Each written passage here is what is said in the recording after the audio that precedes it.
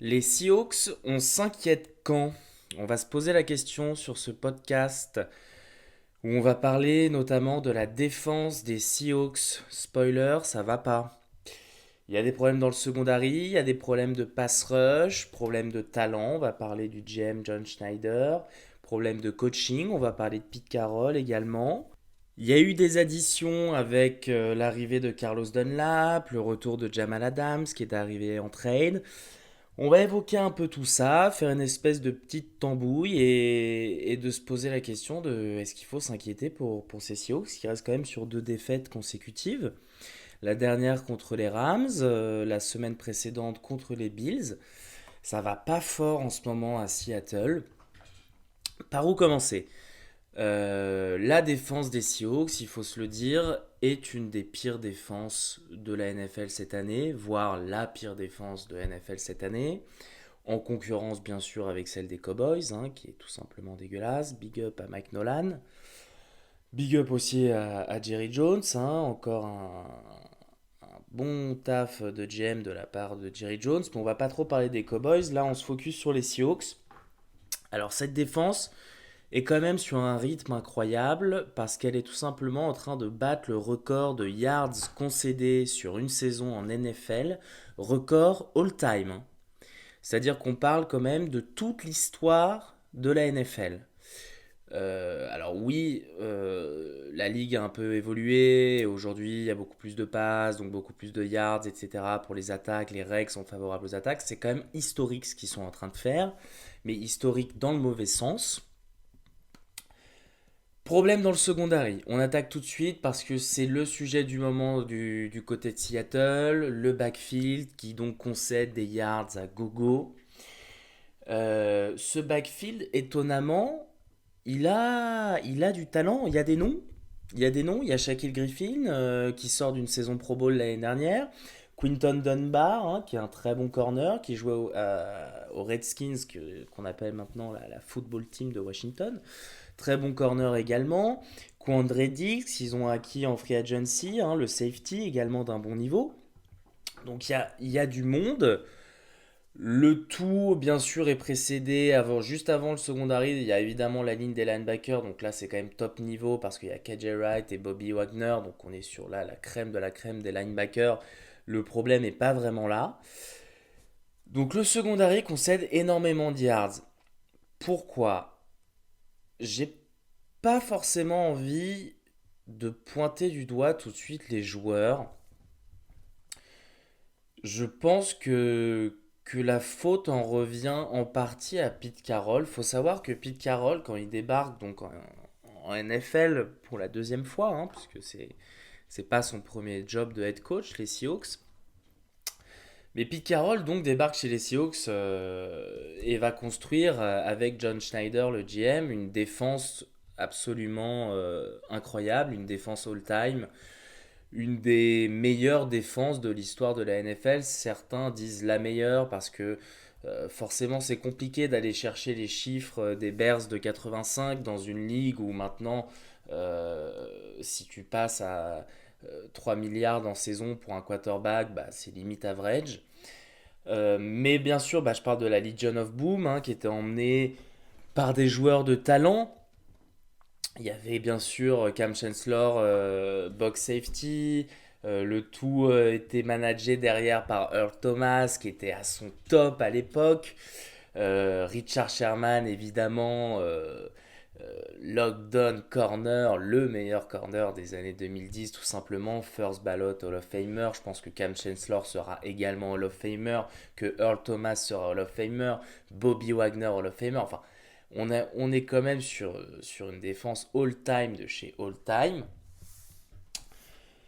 Pete Carroll donc débarque à Seattle, profite évidemment donc de cette profusion de talent absolument dingue dans cette défense, qui va permettre à Seattle, également à l'aide de Russell Wilson, hein, c'est pas uniquement la défense qui fait le taf, mais c'est quand même à l'époque Seattle connu pour être une équipe extrêmement chiante à jouer. Back-to-back Super Bowl. Et donc Pete Carroll débarque en fait et va installer un système, donc sans trop rentrer dans les détails technico-tactiques parce que ça va un peu vous faire chier, mais en gros il va jouer donc dans ce qu'on appelle le cover 3 avec un single high safety donc qui est Earl Thomas. Donc en gros tu dis au safety, Earl Thomas, Cam Chancellor va jouer plus dans la box, donc plus près de la ligne. Et Earl Thomas est le seul safety qui patronne entre guillemets le milieu du field et qui est chargé de couvrir les erreurs des cornerbacks quand il y en a, parce que sur le côté gauche de ta défense et donc côté droit de l'attaque, tu as Richard Sherman qui ne travelle pas, hein, donc qui ne suit pas le meilleur receveur de l'équipe adverse d'un côté à l'autre, mais qui tout simplement verrouille son côté parce que c'est un lockdown corner et que tu as Richard Sherman, tu le laisses seul sur son île et il fait le taf. Et en gros, il va jouer en cover 3. Le truc du cover 3, donc, c'est que c'est un système qui est peu ou pas utilisé en universitaire. C'est un système qui est pas mal utilisé par contre en high school, donc au lycée.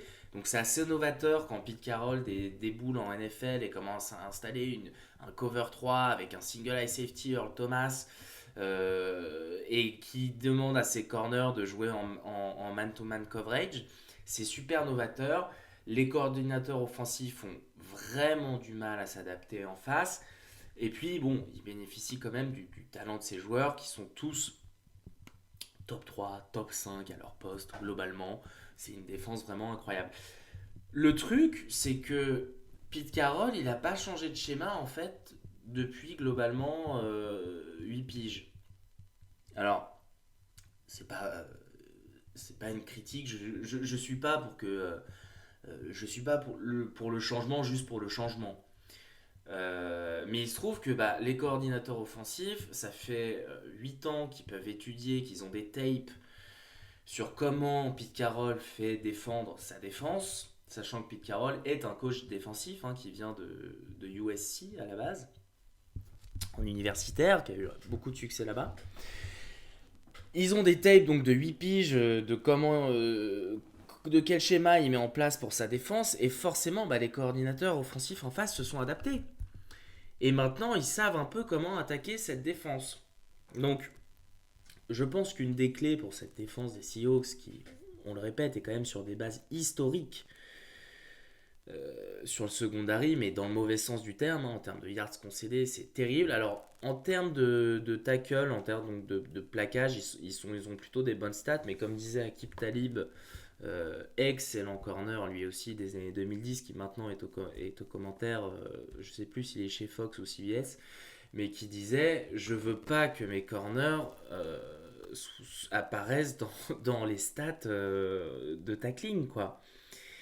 Je veux pas qu'il réalise de plaquage parce que je veux pas que la balle en fait arrive jusqu'aux receveurs qui sont censés couvrir, ce qui a du sens. Première chose, donc déjà Pete Carroll peut-être essayer un peu de changer les schémas. Non seulement il y a de la tape là-dessus et on voit qu'en face les attaques se sont adaptées, mais en plus le personnel a changé à Seattle. T'as plus Richard Sherman, t'as plus Earl Thomas. J'ai beaucoup de respect pour Shaquille Griffin, vraiment, je pense que c'est un bon joueur. Je pense que Quinton Dunbar, c'est également un bon joueur. Pareil pour Quandre Diggs. Il y a des bons joueurs dans cette défense, notamment dans le backfield. Mais tu peux pas leur demander de faire le taf d'un Earl Thomas et d'un Richard Sherman. Tu peux pas dire à Shaquille Griffin ou à Quinton Dunbar, mec, tu vas jouer tout le match en man-to-man coverage. En plus, c'est souvent du press coverage, donc c'est-à-dire qu'ils vont venir presser le receveur à la ligne. Donc, en gros, tu leur dis, mec, t'es en isolation sur le receveur adverse, tu le presses à la ligne, te fais pas battre, hein, parce que si tu te fais battre, t'as un seul safety derrière pour rattraper la merde. C'est trop compliqué. C'est trop compliqué. Ça demande un niveau et un talent que n'ont pas ces joueurs-là. Et c'est pas une insulte que de dire ça. Tout le monde n'est pas Richard Sherman. C'est sûr que tu disais à Richard Sherman, ouais mec, démerde-toi, t'es tout seul contre leur meilleur receveur. Enfin, s'il vient de ton côté, t'es en man-to-man coverage, presse-le à la ligne. Au pire, si tu fais une petite boulette, il y aura Earl Thomas pour couvrir derrière, mais c'est pas sûr. Le mec te disait, bah, ok, il n'y a pas de galère, bien sûr, je suis un chercherman. Enfin, genre, si le mec arrive à choper 2 catchs contre moi, il aura fait un bon match, donc il n'y a pas de galère. Tu peux plus faire ça. Tu peux plus faire ça. Donc moi, j'aimerais voir Pete Carroll mixer un peu les schémas dans son backfield. Pourquoi pas déjà passer plus en zone. Je veux dire, quand tu concèdes autant de big plays que concède cette défense des Seahawks, putain, passe en zone. Passe en zone, concède des petits plays par petits plays, mais justement, t'es bon dans les tackles, t'es bon au plaquage, joue en zone. Les yeux sur le quarterback, hop, passe au receveur, tu vas le tacler direct, tu concèdes un petit 7 yards, mais au moins tu couvres les big plays, quoi. J'aimerais le voir un peu mixé, j'aimerais voir plus de zones, un peu moins de man-to-man. Bon, faut aussi dire, on va faire d'abord le secondary et ensuite on parlera évidemment du pass rush, qui est quand même le gros souci chez Seattle en ce moment. Il faut quand même dire, même si c'est des joueurs de bon niveau, euh, que globalement, cette descente de la défense des Seahawks, donc de top défense all-time à pire défense de la ligue en quelques années, bon déjà ça arrive, hein, une équipe NFL ça change, c'est très rare d'avoir une énorme défense sur 5 ans, c'est déjà énorme, sur 10 ans j'en parle même pas. Donc c'est normal, c'est pas quelque chose d'exceptionnel ce qui se passe à Seattle, ça arrive. Je pense que le viseur est aussi un peu à pointer sur John Schneider. Ça fait un moment que John Schneider il nous a pas lâché une grosse draft. Ça fait un moment qu'il nous a pas lâché une draft en défense où il y a vraiment des gros noms qui viennent vraiment apporter quelque chose de concret et de fort à Seattle. Ça a été vraiment son point fort pendant très longtemps. C'est un excellent GM, hein, John Schneider, respecté dans toute la ligue. Franchement, je ne remets pas son poste en cause une seule seconde. Si je suis le président des Seahawks, je garde John Schneider et je garde aussi Pete Carroll, le coach, hein. Bien sûr, hein, c'est un tandem qui marche super bien. Pete Carroll s'entend super bien avec Russ Wilson. Il y a une vraie relation qui a été mise en place au fil des années. Je veux dire, t'as le quarterback, t'as le head coach en place, t'as le GM, ça marche, tu bouges pas. C'est pas ça ce que je dis. Mais c'est vrai qu'il y a une petite descente en termes de niveau, en termes de talent global. Voilà, faut le dire. Ça se ressent dans le backfield, qui a beaucoup de mal cette année. Je pense que c'est, comme je l'ai dit, en partie dû aussi aux schémas qui sont utilisés. Mais le talent global à Seattle est vraiment du côté de la défense, hein, parce que du côté de l'attaque, c'est l'inverse. Je trouve que vraiment, ils ont une super attaque. On en parlera à la fin du podcast, hein, mais il y a vraiment du talent pour le coup côté offensif. Mais en défense, putain la vache, on va attaquer le dossier pass rush, mais waouh, le front seven. Alors j'ai pas envie de dire front seven parce que forcément les linebackers des Seahawks, bon bah voilà, t'as le duo KJ Wright, Bobby Wagner, top level quoi, top level. Et Bobby Wagner, je parlais de zone, pour revenir rapidement là-dessus, je parlais de zone, putain, t'as Bobby Wagner, quoi. S'il y a bien un mec qui peut jouer en zone, garder les yeux sur le quarterback, un peu, je dis pas qu'il faut mettre Bobby Wagner en spy sur le quarterback, mais Bobby Wagner, tu lui dis, joue en zone, garde les yeux sur le quarterback, et démerde-toi pour être le premier gars qui arrive sur le receveur qui reçoit le ballon, mais putain, le mec, mais c'est un des meilleurs de la ligue pour te faire ça.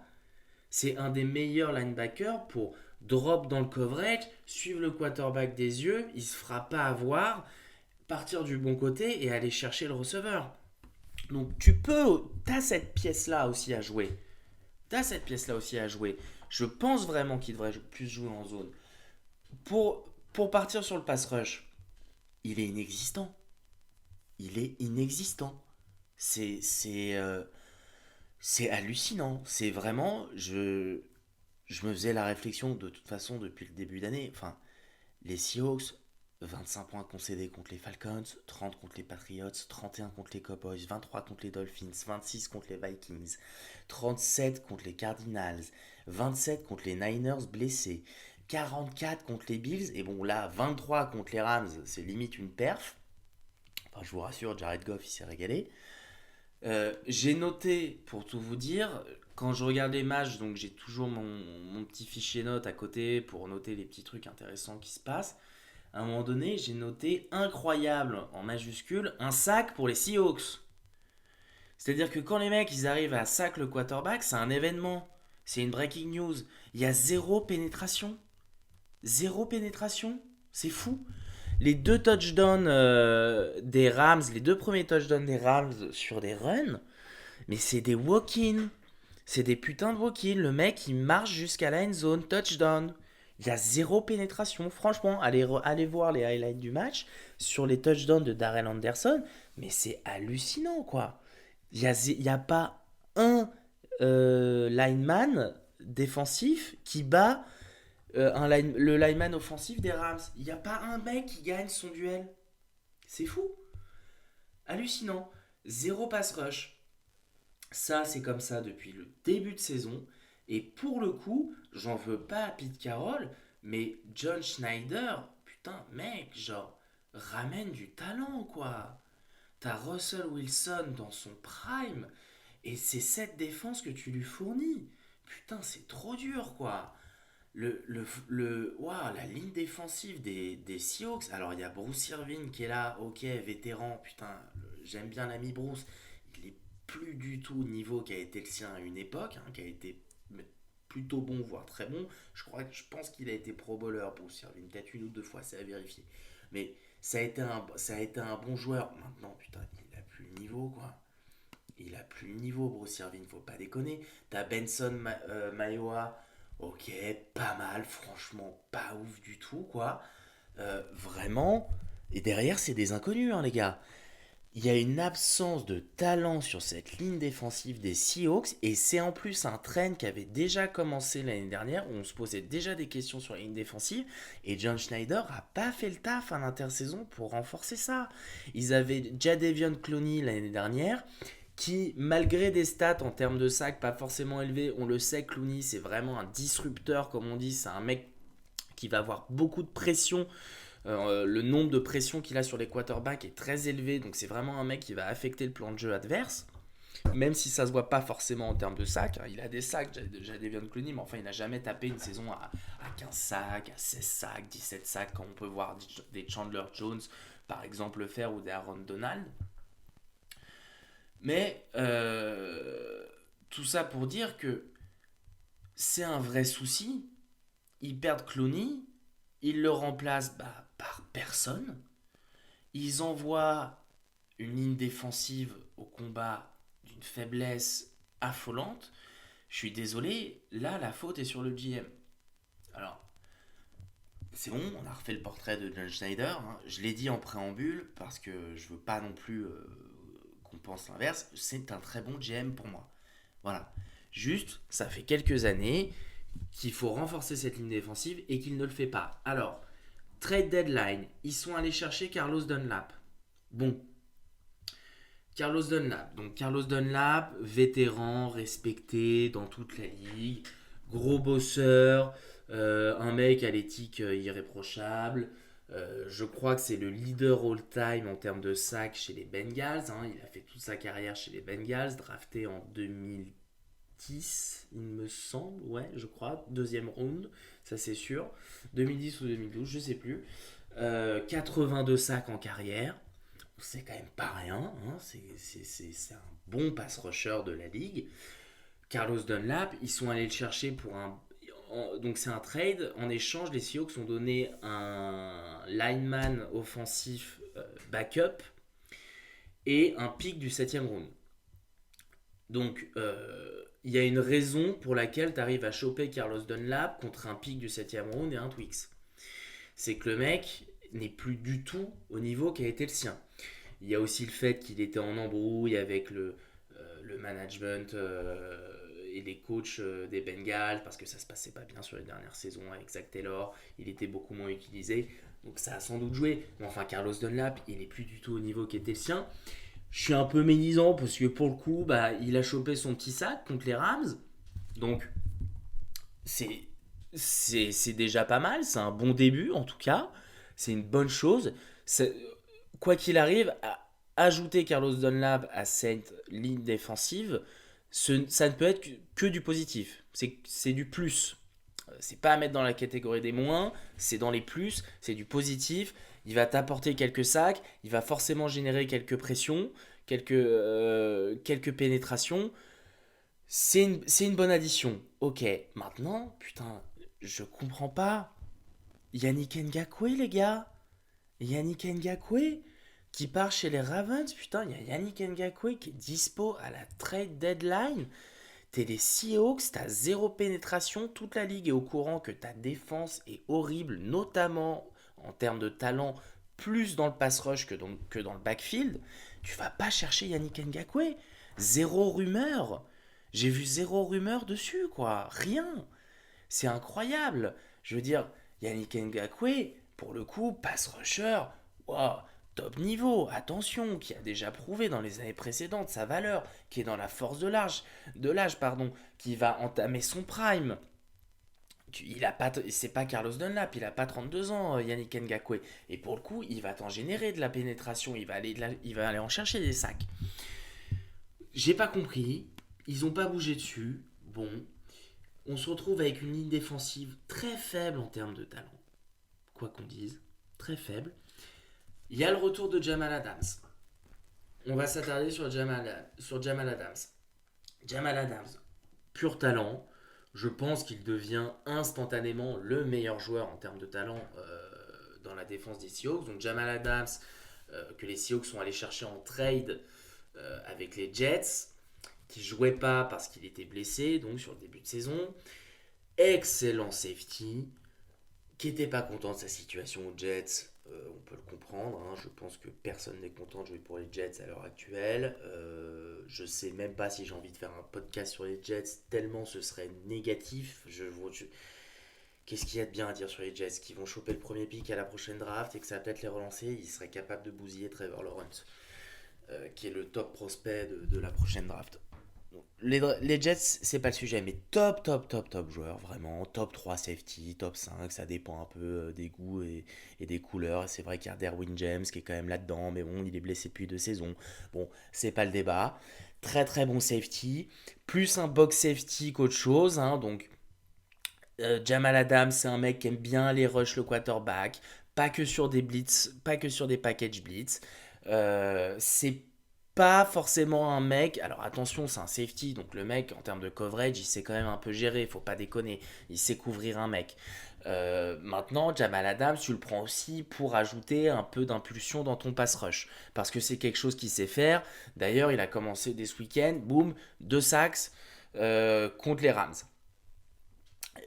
Tout de suite, il a été utilisé par Pete Carroll dans des packages de blitz, dans des packages de rush, en dime safety. Il n'a pas trop joué le coverage. Il était plus là pour aller chercher de la pénétration et rajouter un mec dans la box pour être en surnombre. C'est quelque chose qu'il sait très bien faire. Il va forcément aider les Seahawks de ce point de vue-là. Je pense également que c'est une super addition en termes de leadership. On l'a vu hausser le ton contre des coéquipiers. On l'a vu pousser une petite gueulante contre Pete Carroll. C'est un mec qui a pas sa langue dans sa poche. C'est un mec qui n'hésitera pas à remettre ses coéquipiers en place dans le bon sens du terme. Hein, comme il en faut des mecs comme ça. Hein, des Tyrann Mathieu, un peu chez les Chiefs, c'est un peu le même profil. Autant en termes de leadership qu'en termes de joueurs. Hein, c'est un peu le même profil. Un mec qui est capable de mettre son nez dans la tranchée, d'aller un peu se péter le nez s'il y a du sang. Jamal Adams, il aime bien. Donc c'est pas mal. C'est vraiment pas mal. Ça, plus Carlos Dunlap, c'est un peu le rayon de lumière, c'est un peu le rayon d'espoir pour la suite des événements pour les Seahawks. C'est pour ça que moi, cette défense, je l'enterre pas. Elle est sur des bases historiquement terribles, historiquement faibles. Je l'enterre pas. Pourquoi? Retour de Jamal Adams de blessure. Donc, il va vraiment apporter en leadership. Il peut vraiment booster ce backfield en leur disant non, mais les gars, là, on n'est pas bien aligné. Il est capable de read l'attaque adverse super bien. Et il va apporter du pass rush. Déjà 2 sacks ce week-end. Carlos Dunlap, présence de vétéran, pareil. Ça peut être que du bonus. Ce qui est sûr, c'est que tu vas pas transformer cette défense des Seahawks en une super défense en une moitié de saison. Hein, on est à peu près à la mi-saison. On l'a vu l'année dernière, c'est possible d'améliorer une défense en une saison. Les Chiefs, s'ils vont au Super Bowl, alors ok, c'est grâce à Patrick Mahomes qui est incroyable et à cette attaque qui est complètement folle avec il y a du talent à tous les étages.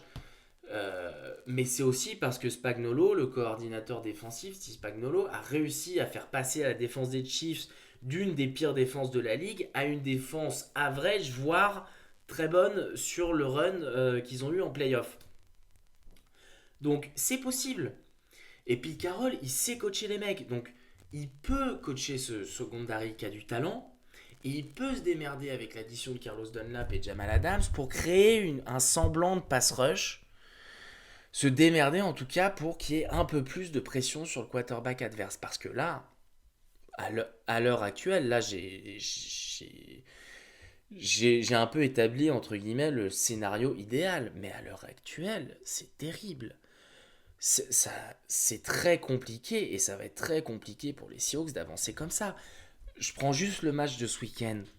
Beaucoup d'experts, avant le match, pronostiquaient une victoire des Rams en citant le pass rush des Seahawks, en disant il n'y a pas de pass rush, ils n'arrivent pas à aller choper le quarterback adverse. En face, il y a Jared Goff, c'est un pocket passeur de la plus pure espèce.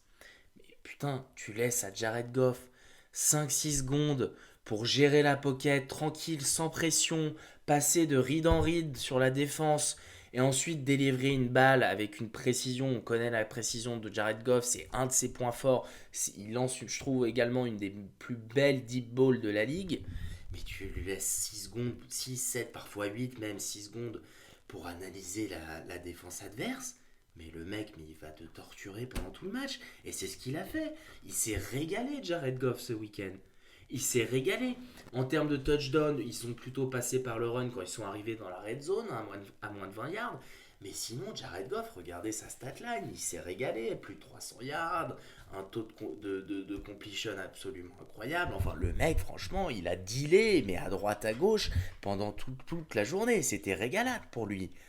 C'est évident. Et des gars, des quarterbacks en NFL, pocket passeurs, dont le point fort, évidemment, bah, c'est la précision au lancer et c'est la lecture de la défense, mais il y en a un paquet. Il y en a un paquet. Et quand tu tombes contre eux, bah forcément, ça fait mal. Et quand on voit les défaites des Seahawks cette année, défaite contre Josh Allen, bah ouais, vu l'évolution qu'il a pris, Josh Allen, tu laisses du temps à Josh Allen dans la pocket, mais lol, le mec, mais il va te détruire. Tu laisses du temps à Kyler Murray, mais le mec te détruit, boum, 37 points. Tu laisses du temps à Jared Goff, mais t'es derrière pendant tout le match, et ils ont été derrière pendant tout le match. Parce que tu peux pas laisser à ces gars-là 5-6 secondes de plus que prévu, tranquille. Je veux dire, Jared Goff, ce week-end, il était dans la pocket, le mec, mais il pouvait s'asseoir, prendre un café, lire son journal, répondre à un phone call, et ensuite il lançait la balle. Je veux dire, en toute détente. Donc cette absence de pass rush, elle est problématique de ce point de vue-là, parce que le quarterback adverse, mais tu le mets dans une position tellement idéale, tellement relax, que le mec, il va se régaler toute l'après-midi. Mais c'est également problématique pour ton backfield. Et c'est là que je disais dans ce début de ce podcast que je suis un peu moins sévère avec le backfield qui pourtant concède énormément de yards, dans le sens où c'est très compliqué pour un secondary, pour un backfield, de jouer avec un pass rush devant inexistant. C'est impossible ou presque en NFL quand on voit dans la ligue actuelle le niveau global des receveurs et la quantité d'excellents receveurs qu'il y a par équipe. C'est impossible de couvrir 3 mecs talentueux en attaque au poste de receveur sur 5, 6, 7, 8 secondes. C'est impossible, il y en a forcément un qui finit par se retrouver open. Et t'as ton Jared Goff tranquillou dans sa pocket qui fait alors attends. À gauche, non, il est pas encore open. Ok. Au milieu, le tight end, crossing route, non, pas open. Ah bah à droite, c'est bon. Allez hop, je la lance. Bah ouais, forcément, ouais. Au bout de 6 secondes, Quinton Dunbar, il s'est fait enfumer par le receveur. Est-ce que tu peux vraiment lui en vouloir, quoi? Donc c'est très compliqué de jouer derrière un pass rush inexistant. Franchement, le podcast, c'est Seahawks, on s'inquiète quand? On s'inquiète maintenant. Mais dès maintenant, il faut changer les choses chez les Seahawks. Parce que s'il n'y a pas de pass rush comme ça, si la défense elle continue sur ce rythme-là, il va falloir un énorme Russell Wilson. Alors, il a commencé sur un rythme MVP. Moi, je pense toujours qu'il est dans la conversation MVP. Ça s'est un peu plus resserré parce qu'en effet, il y a un peu plus de turnover dans les derniers matchs de Russ, hein, ce qui joue aussi sur les défaites, bien sûr. Comment lui en vouloir? Parce que bon, voilà, il jouait avec une défense qui se fait sortir qui reste sur le terrain pendant une plombe, qui provoque pas de turnover. Enfin, vraiment, il n'est pas aidé. Il court souvent après le score. Il est dans des shootouts, donc forcément, de temps en temps, il force un peu la balle. Ça finit en interception. J'ai vraiment pas aimé. Il a vraiment lâché une mauvaise interception. Là, sa première interception du week-end, elle était vraiment pas belle du tout. Aucune excuse, hein, comme a dit Troy Aikman d'ailleurs au commentaire. Vraiment aucune excuse sur cette interception. Mais enfin, Russell Wilson, il est pas aidé, quoi. Il est pas aidé là, hein. Et pourtant, il est en train de lâcher une saison MVP. Le problème, c'est que partir en playoff avec une défense comme ça, si t'as 3 matchs à jouer, si t'as pas le first round bye et que t'as 3 matchs à jouer avant d'aller au Super Bowl, accroche-toi, hein. Parce que là, ça veut dire que Russ, il a pas le droit à la moindre erreur. Russ, il a un petit down game, ne serait-ce qu'un petit down game où il te fait pas 3 touchdowns, 0 interception, mais il te fait 2 touchdowns, une interception et il a un peu plus de mal, mais c'est fini, c'est mort. Ça perd, ça perd. Et ça met vraiment une grosse pression en plus sur ton quarterback de lui dire, mec, aujourd'hui, faut que tu joues vraiment parfait, faut que tu fasses une partition MVP, comme la semaine dernière, comme la semaine prochaine, et comme pour tout le reste de la saison, parce que notre défense, elle t'aidera pas. Et t'as intérêt à nous scorer plus de 30 points, parce que sinon, on va pas gagner le match. C'est très compliqué. Petite pause rafraîchissante. C'est très compliqué pour Russ, vraiment. Je n'en veux pas pour les récents problèmes des Seahawks. Si on jette un petit coup d'œil pour finir, si on jette un petit coup d'œil au calendrier, c'est là où on se dit qu'il ne faut pas non plus trop s'alarmer pour les Seahawks. Quand je disais on s'inquiète maintenant, oui, on s'inquiète pour la défense parce que il y a vraiment des choses à changer. Ils ont des nouvelles pièces, donc pourquoi pas, on va voir ce que ça donne. Je pense qu'il faut un peu changer les schémas, on en a parlé, mais c'est sûr que il y a de quoi s'inquiéter parce que, comme je le disais à l'instant, tu demandes à Russ de jouer à un niveau MVP littéralement à chaque carton. On garde le calendrier. Ce jeudi, ils jouent les Cardinals. Gros match. Gros match. NFC West, meilleure division de la ligue. Les Cardinals 6-3, les Seahawks 6-3, les Rams 6-3. 6 victoires, 3 défaites. Donc match ultra important en termes de tiebreaker contre les Cardinals ce jeudi. Néanmoins, même s'ils perdent ce match, je ne serais pas forcément plus inquiet que ça. Pourquoi? Derrière, il y a un petit enchaînement de 4 matchs. Eagles, Giants, Jets, Washington. Sans regarder les stats, je pense que ce sont les 4 pires attaques de la ligue. Vraiment. Je sais que les Giants sont globalement derniers partout, quoique c'est peut-être les Jets, t'as les Bears, mais enfin les mecs de Washington, on ne peut plus dire les Redskins, c'est quand même terrible, à part Terry McLaurin au poste de receveur, il n'y a que des inconnus. Les Eagles, ils ont Carson Wentz qui fait sa pire saison de quarterback et ils ont que des inconnus au poste de receveur, des mecs qui viennent du practice squad. Les Giants, ils sont en galère en attaque depuis un long moment. Là, ils sont un peu en redressement, je l'ai dit dans les derniers podcasts, c'est en grande partie grâce au taf qui est fait en défense. Même si Daniel Jones commence un peu à produire quelques bons matchs, hein, on y croit, je l'avais dit dans le dernier podcast. Et bon, les Jets, on passe sur les Jets. Donc tu peux complètement enchaîner 4 victoires de suite. Et te retrouver, s'il y a défaite contre les Cardinals, à 10 victoires, 4 défaites, avant 2 derniers matchs, un contre les Rams à domicile, puis les Niners qui seront probablement en vacances lors de la dernière journée et qui ont 45 blessés. Donc une saison des Seahawks qui se finit à 12 victoires, 4 défaites, ou dans le pire des scénarios, à 11 victoires, 5 défaites, c'est totalement possible encore, hein. C'est totalement possible. Et ça peut totalement te gagner ta division.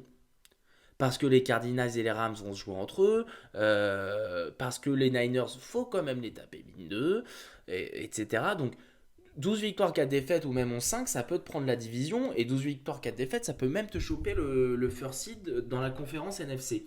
Donc tout n'est pas acheté dans la saison des Seahawks. Ils viennent de perdre 2 matchs de suite. Il y a des énormes soucis en défense. Je crois que là, leur défense a été exposed, comme on dit, hein, complètement exposée aux yeux de la ligue. Il y a l'arrivée de Jamal Adams, il y a l'arrivée de Carlos Dunlap, il y a une défense à coacher, il y a quand même du talent dans le secondary. Faut pas déconner, dans le backfield, il y a du talent, vraiment du très haut niveau au poste de linebacker. Allez, crée-moi un petit pass rush. Tape les Cardinals, ou limite ne les tape pas ce jeudi, j'en tirerai pas des énormes conséquences. Derrière, t'as 4 matchs vraiment. Putain, si t'en perds un, c'est une honte, quoi. Vraiment.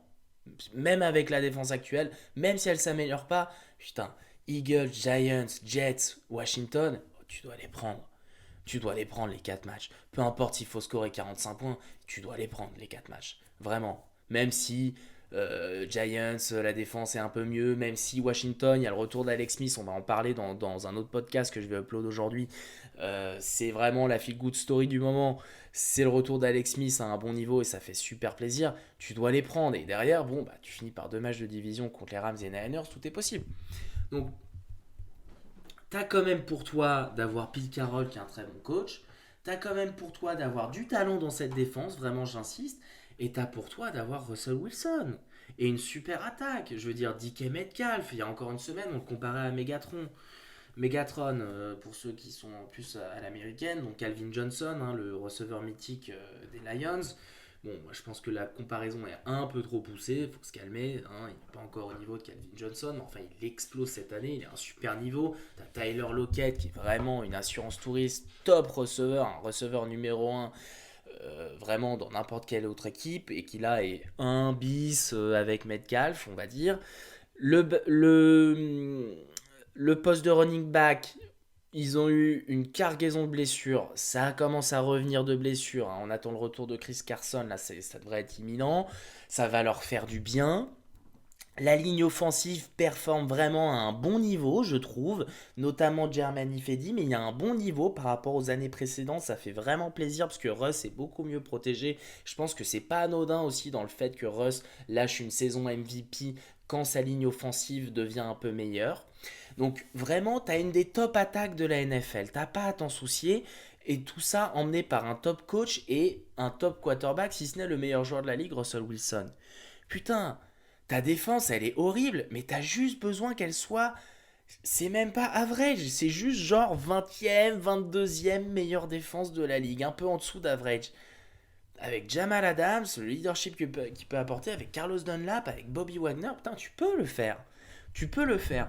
Donc, on s'inquiète pour les Seahawks. On regarde attentivement ce match de jeudi contre les Cards. Maintenant, j'ai pas mal d'espoir quand même pour eux. J'ai envie de rester positif comme d'habitude.